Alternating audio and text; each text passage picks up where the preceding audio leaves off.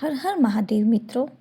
तो कल के व्लॉग में जैसे मैंने आपको बताया था कि हम द्वारकाधीश जी की नगरी आ गए हैं। रात काफ़ी हो चुकी थी और मंदिर के कपाट बंद हो चुके थे और फिर रूम पर सामान रखकर हम सब निकल पड़े मंदिर के दर्शन करने। जैसे ही हम मंदिर के बाहर पहुँचे, मंदिर की चोटी देखी जिसके ऊपर झंडा लहरा रहा था।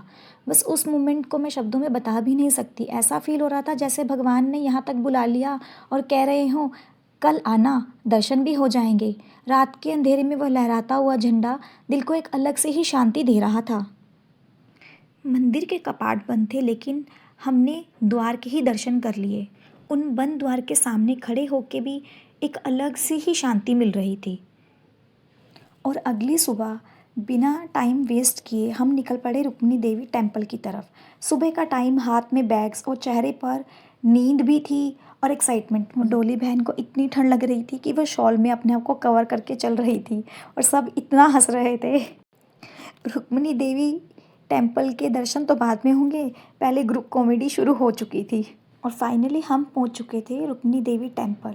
ये टेम्पल इतना सुंदर था, यहाँ इतनी शांति थी जैसे हर दीवार अपनी कहानी सुना रहा हो।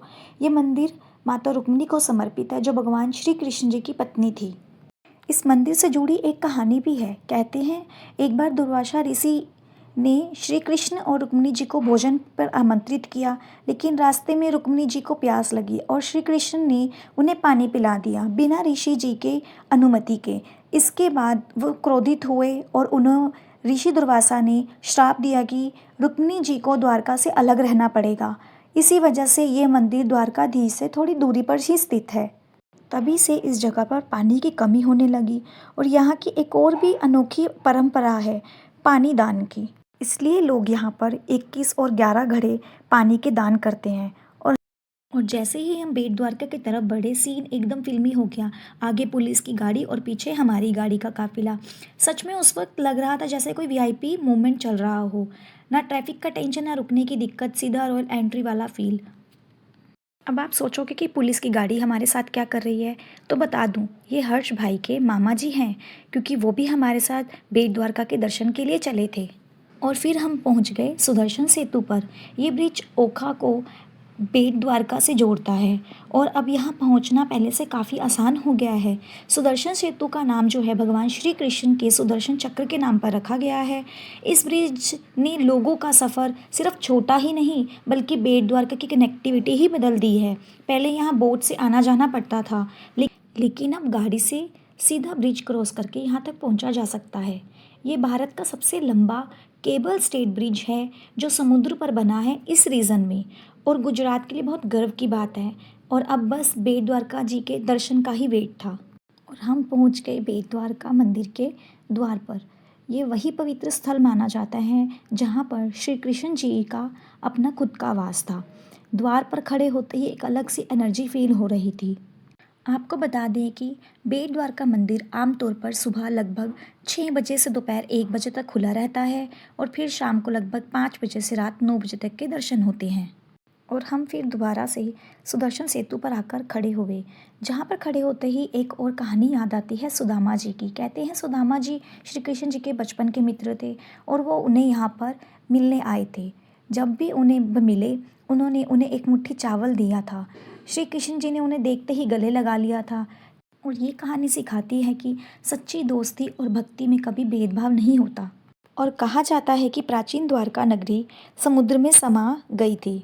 महाभारत के बाद श्री कृष्ण जी के जाने के कुछ समय बाद ही पूरी द्वारका धीरे धीरे समुद्र में डूब गई। आज भी यहाँ समुद्र के नीचे पुरानी द्वारका के अवशेष मिलने की बातें कही जाती हैं।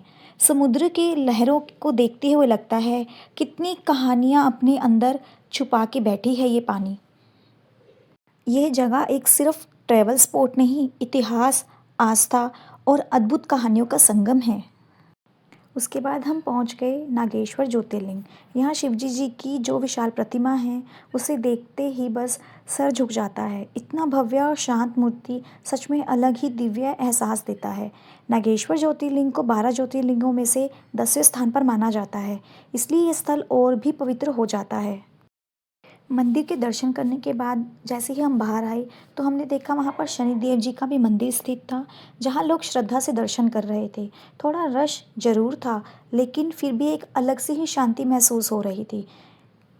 फिर हमने कुछ यादें कैमरे में भी कैप्चर कर ली थी, क्योंकि ऐसे पल बार बार नहीं आते और इन्हें संभाल कर रखना भी ज़रूरी होता है। उसके बाद हमने द्वारका जी पहुँच के द्वारकाधीश मंदिर के दर्शन किए, और उसके बाद सच बताऊँ तो इतनी भूख लगी थी कि मंदिर के पास एक ही भोजनालय था, जहाँ द्वारकाधीश जी के भोग प्रसादी के रूप में दिया जाता है। यहाँ आप टोकन लिखकर प्रसाद पा सकते हैं। सिस्टम सिंपल है, काउंटर से टोकन लो और फिर प्रसादी का लाभ उठाओ। सिर्फ खाना नहीं होता, ये प्रसाद होता है।